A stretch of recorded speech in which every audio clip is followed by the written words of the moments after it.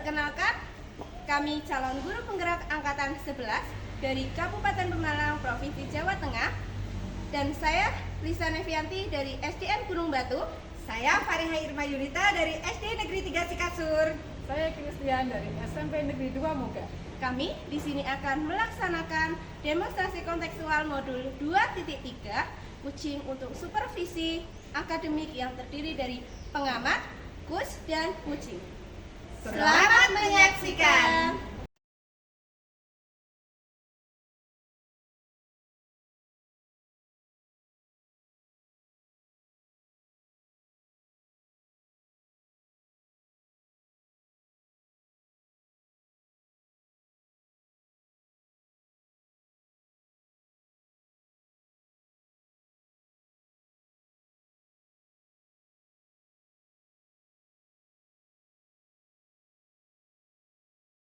Assalamualaikum Bu Kris. Waalaikumsalam Bu Lisa.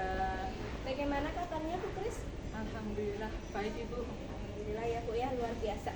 Baik Bu Kris, sebelum mulai proses coaching, saya akan berperan sebagai pengamat yang akan mengobservasi Ibu pada saat coaching.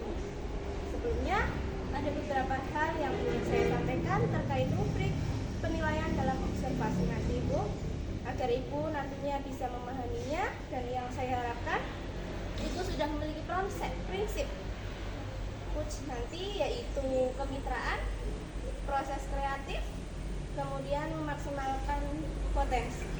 Dan tentunya Ibu juga sudah memiliki kompetensi seorang coaching, yaitu presensi atau kehadiran penuh, mendengarkan aktif, dan mengajukan pertanyaan yang berbobot. Kemudian dengan teknik rasa, saya harap dalam proses percakapan nanti dengan Bu Irma, jangan lupa menerapkan alur filter, yaitu tujuan utama, identifikasi, kemudian rencana aksi, dan tanggung jawab. Itu adalah rubrik penilaian yang nantinya akan saya jadikan sebagai acuan Ibu. Baik, sudah dipahami Ibu? Paham Bu. Sebelum memulai coaching, ada beberapa pertanyaan yang ingin saya sampaikan Ibu. Yang pertama yaitu kompetensi coaching mana yang ingin Ibu kembangkan dalam proses coaching nanti?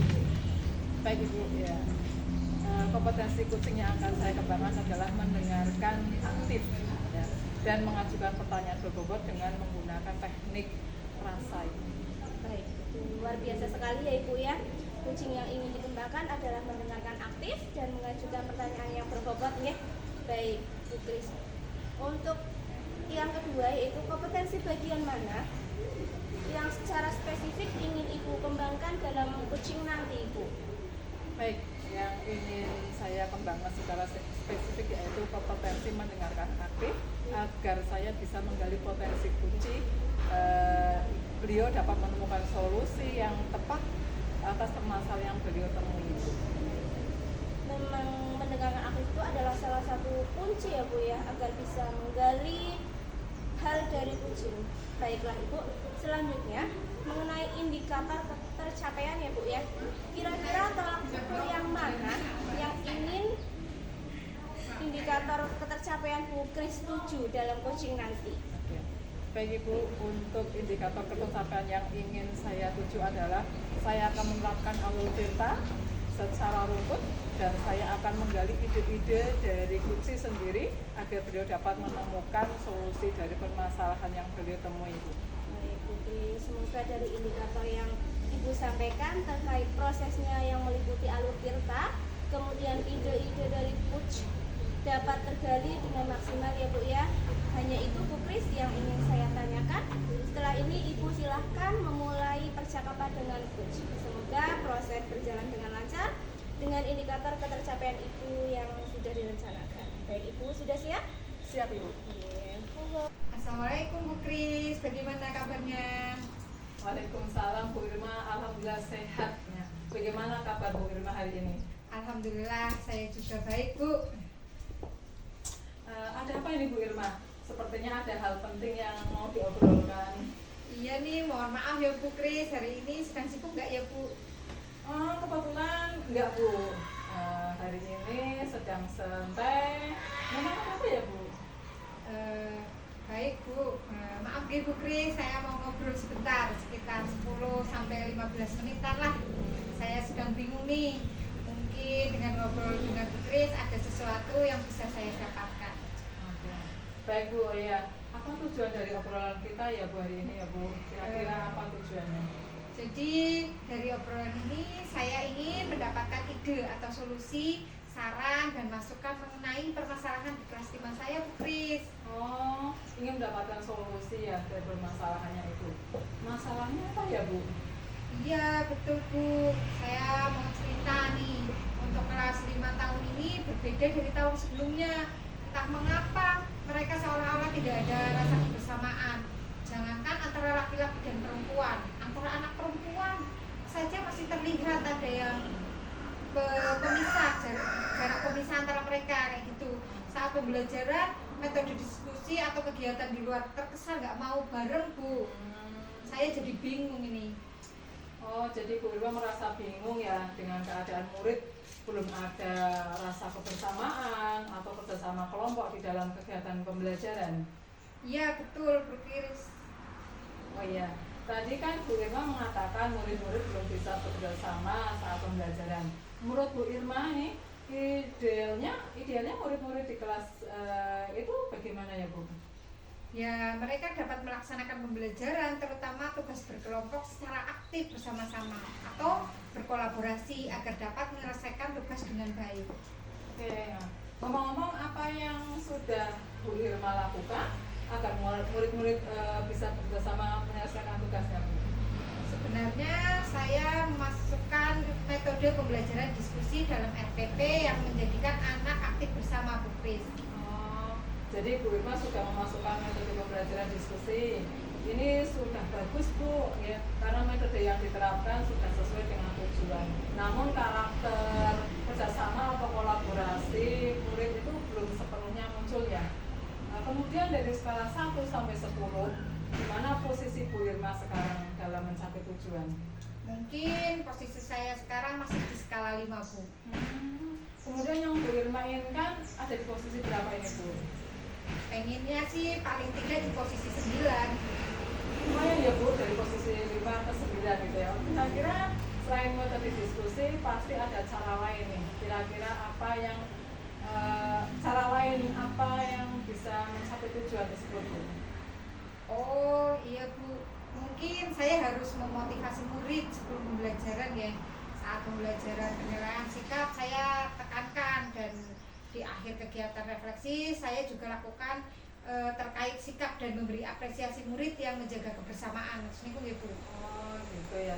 Oke, itu pada pembelajaran. Kalau di luar pembelajaran bagaimana Bu? Oh iya Bu, mungkin nanti saya akan mengadakan semacam pertandingan kompetensi bergu dan sering diadakan permainan untuk mengenal teman lebih dalam. Wah luar biasa sekali itu Bu Irma. Kira-kira apa rencana mencapai tujuan tersebut Bu? Saya akan memasukkan motivasi sebelum kegiatan inti pembelajaran. Saya informasikan ke anak-anak bahwa sikap kerjasama yang baik bagian dari penilaian selain pengetahuan dan keterampilan, serta di akhir ada refleksi. Tidak lupa nanti di luar pembelajaran ada kegiatan permainan bergu untuk melatih kerjasama. Oke, berapa jangka waktunya yang dibutuhkan atau yang untuk melakukannya Bu? Kira-kira 1 atau sampai 2 minggu lah. Kemudian apa komitmen Bu Irma terhadap rencana aksi tersebut Bu? Saya akan membuat RPP dengan menitik beratkan metode diskusi dengan penilaian diutamakan pada sikap. Berikutnya keterampilan dan pengetahuan diawali dengan memberikan motivasi minimal dalam waktu 1 sampai 2 minggu ke depan. Di luar pembelajaran ada permainan untuk melatih kebersamaan. Oh, kira-kira siapa yang akan membantu Bu Irma merencanakan pembuatan RPP Bu? Nanti saya akan buat sendiri dulu, lalu minta ditelaah oleh teman sejawat, barangkali ada yang perlu direvisi. Baiklah. Sudah bagus sekali ya Bu. Nanti Bu akan minta ditelaah oleh teman sejawat ya. Kemudian nanti kalau ada perbaikan bisa minta direvisi. Oke. Baik, alhamdulillah ya Bu Irma. Kemudian kira-kira apa yang sudah didapatkan dari percakapan kita kali ini Bu? dari percakapan tadi saya sudah mendapatkan ide atau solusi tentang masalah yang terkait murid-murid yang belum bisa bekerja sama dan berdiskusi dalam kelompok.